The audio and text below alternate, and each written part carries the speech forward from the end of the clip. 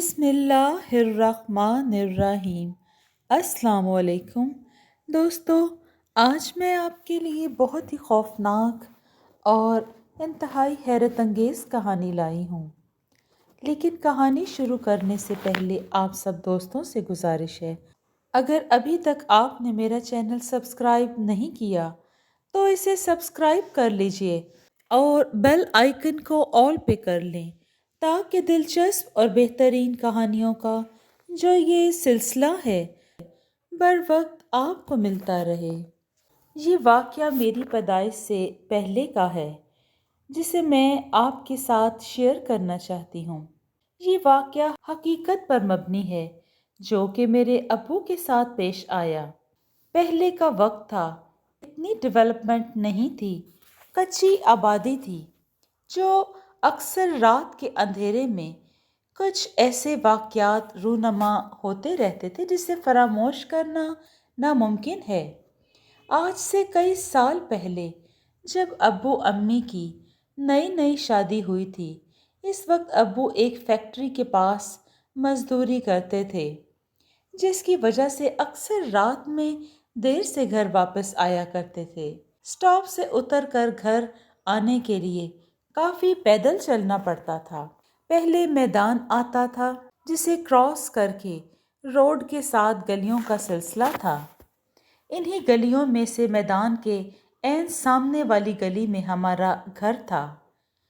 कहा जाता था कि इस मैदान में कुछ आसेबी चीज़ें अक्सर नज़र आती हैं।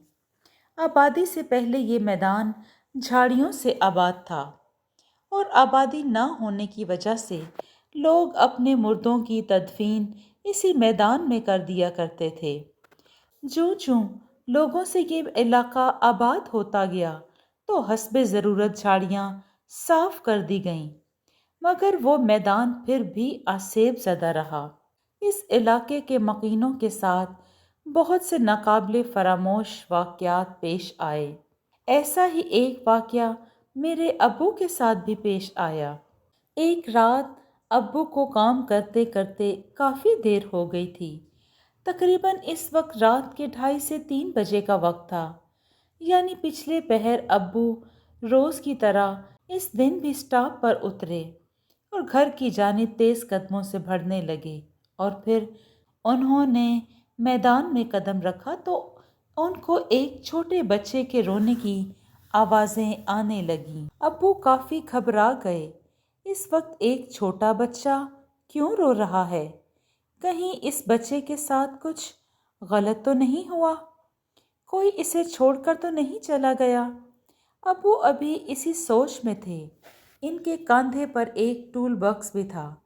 काम करने के लिए अब्बू टूल बॉक्स अपने साथ ही लेकर जाते थे जो काफ़ी हैवी था। अब्बू ने आवाज़ का ताक़ुब किया तो देखते हैं कि मैदान में एक छोटा सा बच्चा बुरी तरह से रो रहा है। वो बच्चा बहुत छोटा था। इतनी रात में मैदान में अकेला कैसे हो सकता है? अब वो इसी ख्याल और शशोपंच में थे कि वो इस बच्चे की मदद कैसे करें। इतनी रात में इस बच्चे को अकेला रोता बिलखता छोड़कर कैसे जाएं? बहरहाल बहुत सोचने के बाद अब्बू ने फैसला किया कि इस बच्चे की मदद करनी चाहिए और सुबह होते ही बच्चे को इसके वालिदैन से मिलवा दिया जाए या पुलिस की मदद से इसके वालिदैन की तलाश की जाए। अब्बू मतवातर सोच रहे थे कि पता नहीं इस बच्चे के साथ ऐसा क्या हुआ होगा, इसे कौन यहाँ छोड़कर चला गया, इसके माँ बाप कहाँ होंगे, इनके दिलों पर क्या बीत रही होगी, वो किस हाल में होंगे।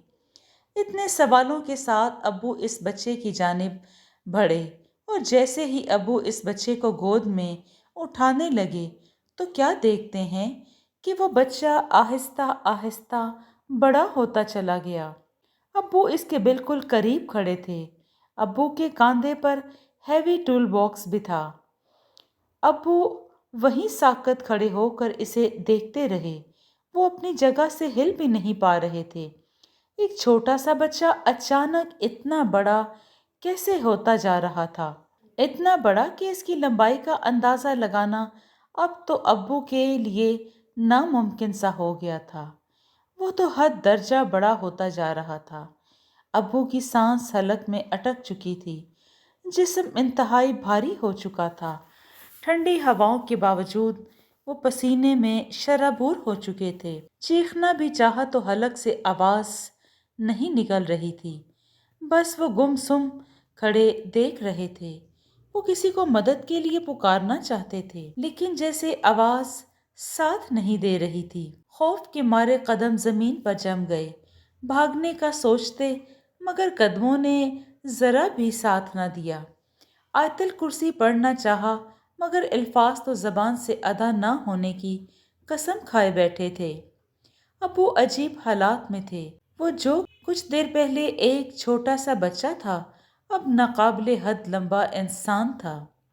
انسان کہنا ہی غلط ہے، وہ تو کچھ اور ہی ہوائی وجود تھا۔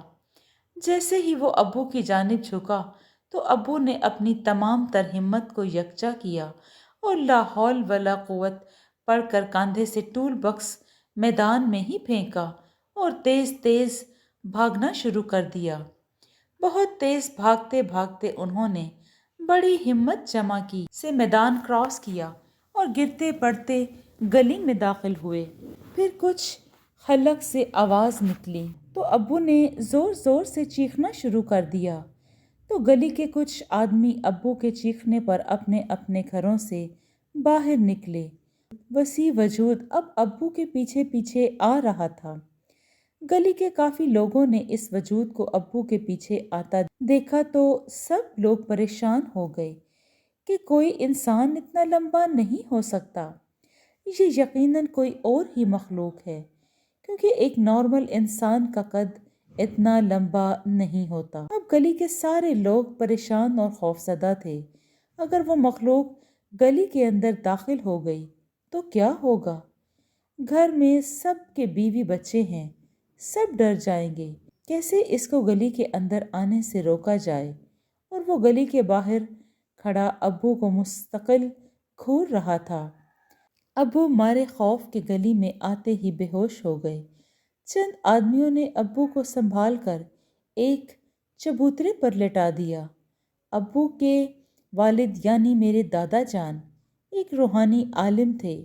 دادا جان نے بلند آواز سے قرآنی آیتیں پڑھنا شروع کر دیں تو چند لمحے ہی گزرے تھے کہ وہ مخلوق اچانک غائب ہو گئی، اور پھر لوگوں کی مدد سے دادا جان ابو کو گھر لائے اور ساری رات جاگ کر ان پر دم کرتے رہے۔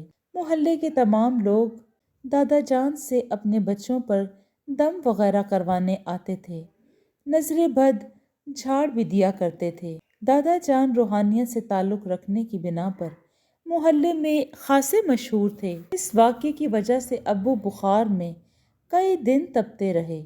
قرآنی آیات کے دم کرنے کی وجہ سے ابو کی طبیعت کافی بہتر ہوتی چلی گئی۔ آہستہ آہستہ ابو پھر سے نارمل زندگی کی جانب آ گئے، لیکن پورا محلہ خاصا پریشان تھا، کیونکہ اس طرح کے واقعات کا ہونا تو اب آئے دن کا معمول بن گیا تھا۔ آئے دن کسی نہ کسی کے ساتھ اس طرح کے واقعات رونما ہوتے ہی رہتے۔ ہر شخص رات کے وقت میدان سے گزرنے میں خوف کھاتا، لیکن اس بستی میں گھر کی جانب آنے کے لیے ہر کسی کو میدان سے ہی گزرنا ہوتا تھا۔ ہر روز کوئی نئی بات سننے کو ملتی رہتی تھی۔ محلے کے لوگوں نے مل کر دادا جان سے بات کی تو دادا جان نے محلے اور میدان کے درمیان قرآنی آیات سے حصار کر دیا اور بے جا ضرورت رات کے وقت گھر سے نکلنے سے منع کر دیا۔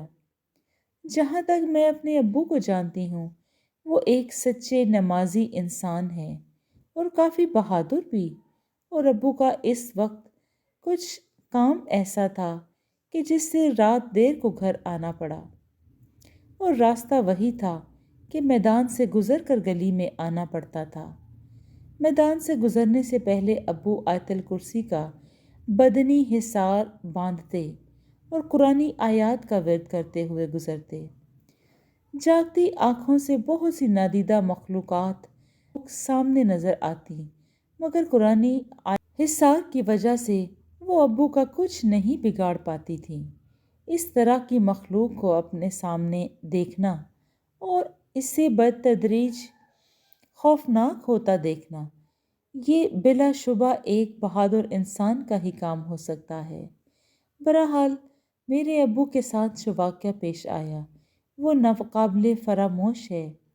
محلے کے کافی لوگ اس واقعے کے چشمدید گواہ ہیں، کیونکہ انہوں نے خود اس قدر قد آور مخلوق کو ابو کے پیچھے آتا دیکھا تھا۔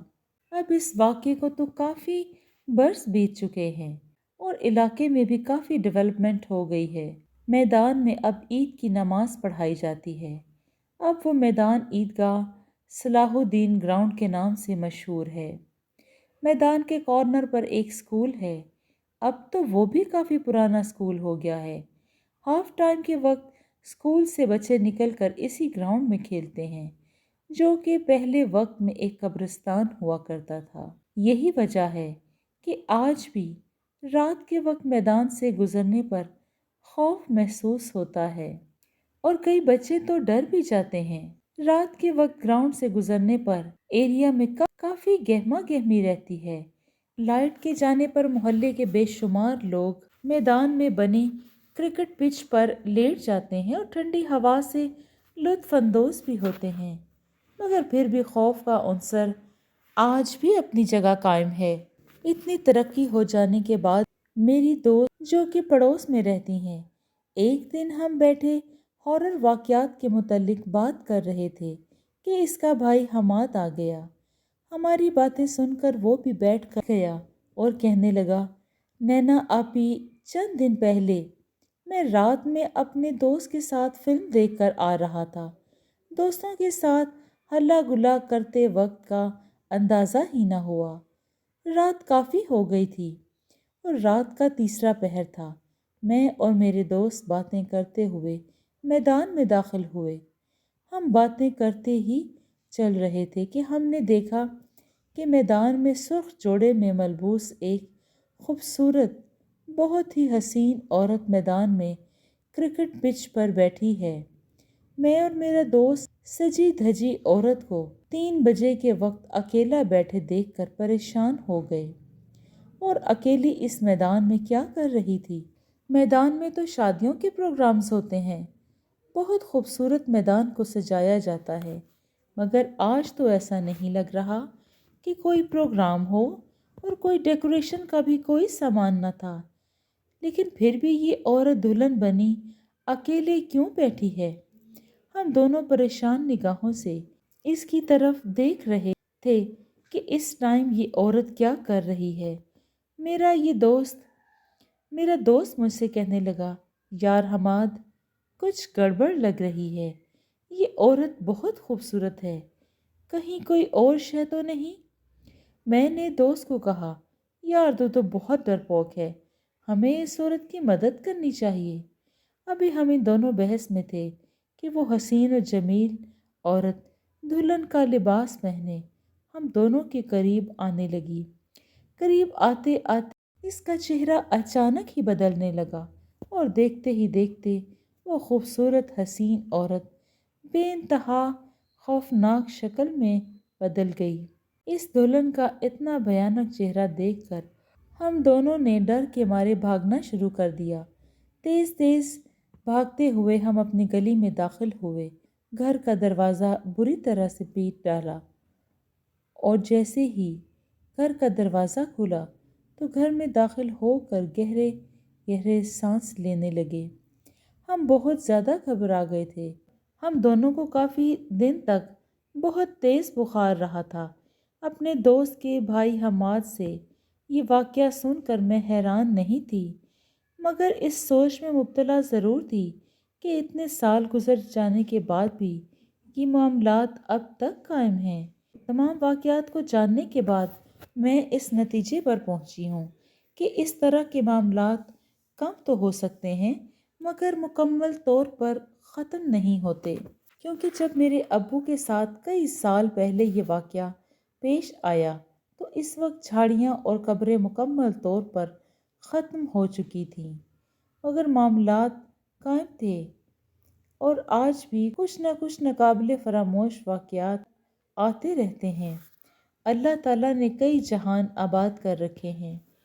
ایسی مخلوقات کی بھی ایک دنیا ہے اور ہم انہیں نہیں دیکھ سکتے۔ جانے انجانے میں ان مخلوقات کو ناراض کرنے کا سبب بن بیٹھتے ہیں، جس کی وجہ سے ہمیں پریشانی سے دوچار ہونا پڑتا ہے۔ میری آپ سب دوستوں سے گزارش ہے، آپ جب بھی گھر سے نکلیں تو 3 بار آیت الکرسی پڑھ کر اپنا بدنی حصار باندھ لیں اور کوشش کریں کہ رات کے وقت گھر سے کم ہی نکلیں۔ بدنی حصار کا طریقہ یہ ہے کہ 3 مرتبہ آیت الکرسی پڑھ کر اپنے ہاتھوں پر دم کریں، پھر ان دونوں ہاتھوں کو سر سے لے کر پیروں تک پورے بدن پر پھیر لیں۔ اللہ تعالیٰ ہم سب کو اپنے حفظ و ایمان میں رکھے۔ جی دوستو، آپ کو یہ کہانی کیسی لگی ہے؟ اگر آپ کو یہ کہانی پسند آئی ہے تو اس کو لائک اور شیئر کیجیے اور کمنٹ میں اپنی رائے کا اظہار ضرور دیں۔ خوش رہیں، اپنا اور اپنوں کا بہت سا خیال رکھیں۔ شکریہ۔